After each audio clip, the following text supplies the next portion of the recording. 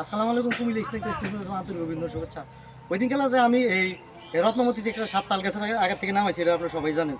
কিন্তু অনেকগুলো মারার চেষ্টা করছে, কিন্তু সাপটা মারতে পারছে না, ধরতে পারছে না।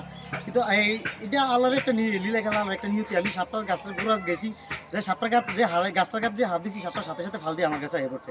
পরে তো লাগছিল আমি পরে ক্যাচ লইছি সাপটারে।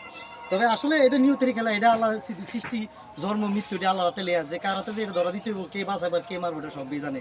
আপনার হয় যদি শেষ না হয়, আপনি কখনো শেষ করতে পারবেন না। তো এখনকার পুরনো মানুষ কিছু আছে, তারা আসলে এই কুসংস্কার ছাড়াই ছাড়িয়ে দিন মানুষের ভয়ঙ্কর এই বা সাপ বন্য প্রাণী বিলুপ্ত করতে পৌঁছে দিছে। হোয়াইট মধ্যে রিজিক এটি আপনার জন্ম হওয়ার আগে এটি আপনার নির্ধারিত হয়ে যায় গিয়া। তারপরে তাহলে আমি সাপটা দেখে বেশি কথা বলতেছি না, তার কারণ হচ্ছে সময় খুবই শর্ট। সাপটি তো অবশ্যই জানেন আমি একটা করে দিয়ে যেতেছি। আমি এই সাপটি আমি অনেক দূরে নিয়ে যাবো এই সাপটি ছাড়া লেগে। তো এই কারণে আমি সাপটি দেখাইতেছি যে কী সাপ ধরছি। তবে আমি দুই একটা সাপ দেখাবো, আর কোনো সাপ দেখাইতাম না। তার কারণ হচ্ছে এই সময় প্রায় বিলুপ্ত হয়ে গেছে, সমস্যা শর্ট করে গেছে।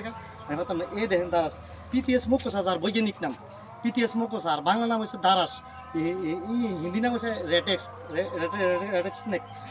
স্নেক না রেট স্নেক। এটা দুই প্রকারের হয়। কিন্তু হ্যাঁ, এসবটা অবশ্যই দেখে কেউ মারবেন না, এটা কিসের উপকারী, আমরা বাড়ি ঘরে সবার উপকারী।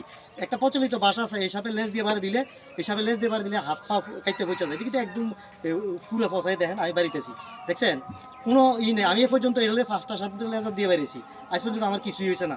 তার কারণ হচ্ছে আমরা যদি জাদু মন্ত্র যায় জানি, এটা কিন্তু আপনারা বিশ্বাস কখনো করবেন না। তার কারণ হচ্ছে এটা কথা যদি বিশ্বাস করেন, তাহলে আপনার এই ঠকবেন। ঠিক আছে? তো তাহলে আমি দেখছেন তো, আমি যে সাপটিতে দেখাইতেছি, এই সাপটা আবার ক্লোজ চেঞ্জ করবো। ক্লোজটা এই চেঞ্জের সময় হয়ে গেছে।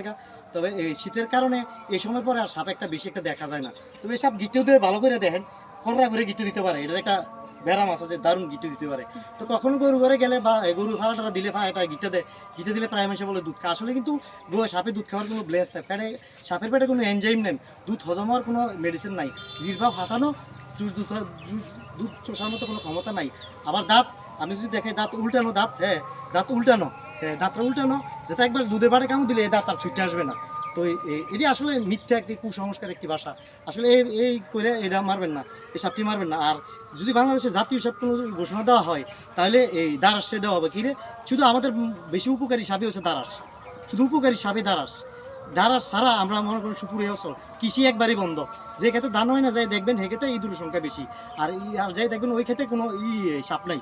তার কারণ হচ্ছে এটাই মেন জিনিস, তার ক্ষেত্রে সাপ নাই, সাপের কারণেই তার চাষাবাদ খারাপ হয়। এই ক্ষেত্রে এই সাপ যার খেতে থাকবো, অন্তত মনে 10 কেজি দাম সরকার বাংলাদেশ এই কৃষি উন্নয়ন বা যারা প্রাণীবিদ আছে, তারা নিজে লিখিত দিছে, এই সাপ যার খেতে থাকবো তার ক্ষেত্রে প্রতি মনে 10 কেজি দাম বেশি হবে। এটাই কথা। তো এটা এই বুলবুদিতে পড়ে আপনি সাপ মারবেন না। এটা চিনবেন কীভাবে?